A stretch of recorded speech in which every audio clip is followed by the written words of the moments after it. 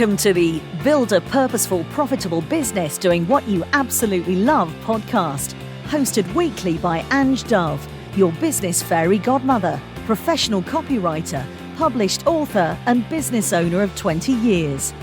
In every episode, Ange will deliver useful bite-sized insights to help you find your voice, position your value, demystify the marketing tech, and run your business on your terms.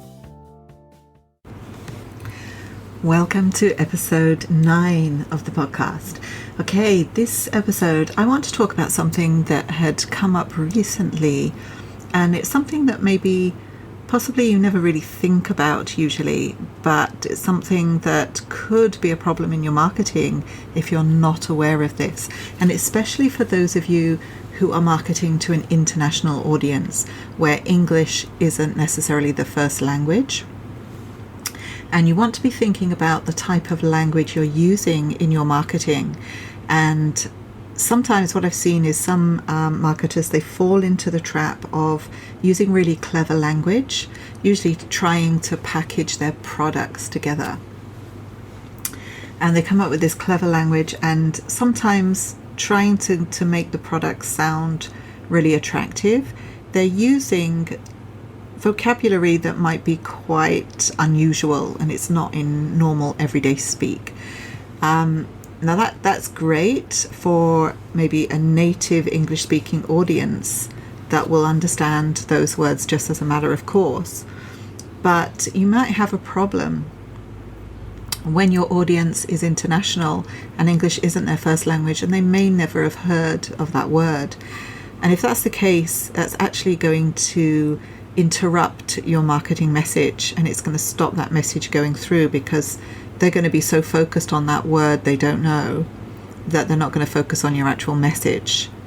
I'll give you 2 examples that came up for me recently. So for those of you listening, if you know me, you probably know that although I'm from the UK, I live in Singapore, and Singapore's business language is English.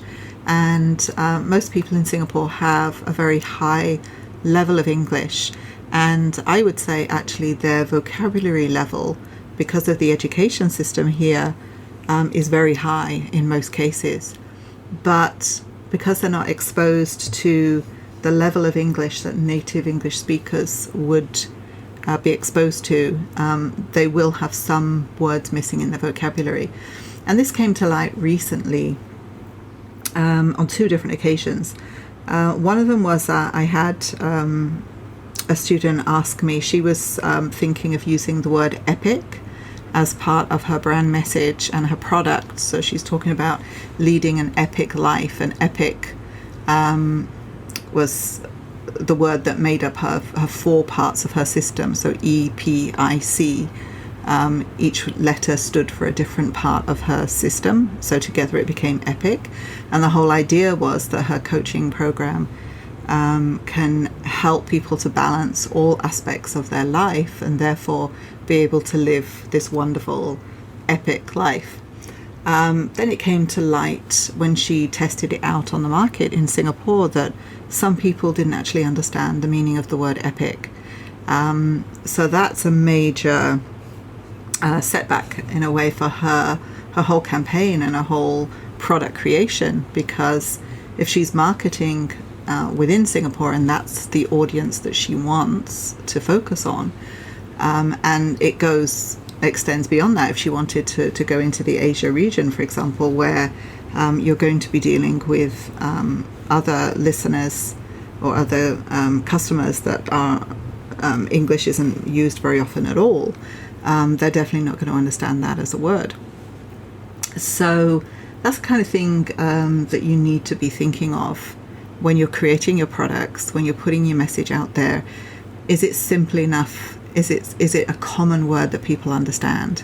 Okay, so it can be surprising. You would think epic would be a word that people would understand, but you've got to do your market research. If you're going into these types of markets, you've really got to look at if it's something they can understand, or if it's not something easily understandable, it's something that you can very quickly and maybe visually explain so it doesn't become a block.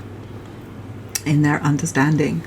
Another occasion we had recently was another one with a lady. She was putting a product together, and she had 3 elements to it. So 3 different 3 elements that she wanted to all start with the letter P. So I can't remember what the other parts were. So she had 3 P, P, P. And one of the P's was powwow. And powwow, sorry, my notifications are going off here. Should shut those down. So going back to this, her word, one of her words was powwow, because it was the only word she could think of beginning with P that would communicate the idea of communication and people communicating together. So one of her elements that she's teaching is the art of communication. So she came up with the word powwow. And again, I think to a normal, a native speaker of English, they're going to understand the word powwow.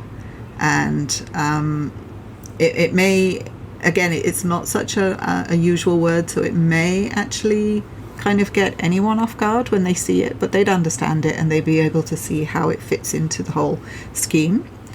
But again, if it's a native speaker, a non-native speaker, it's probably a word that they won't have heard of. And when we tested this out, the majority of the people that were exposed to this communication had no idea what the word meant and had never heard of it at all. And it was an immediate stumbling block for them. Immediate stumbling block where they were all going, how do you spell that? What is it? What does it mean?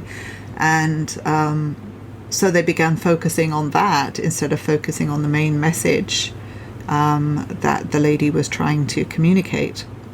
So just keep that in mind when you are putting your products together, when you're putting your offer together, that you're using everyday language, everyday words that your target audience will understand. And if you're putting it out to an international audience and you know that some of your audience are non-native speakers, but they are in key markets, like Singapore is quite a big market in terms of being able to communicate because they are English speaking. And when you're going out to other foreign countries abroad where the market will understand a good level of English, you just need to be able to re-look at your communication and just make sure you're using really, really everyday words.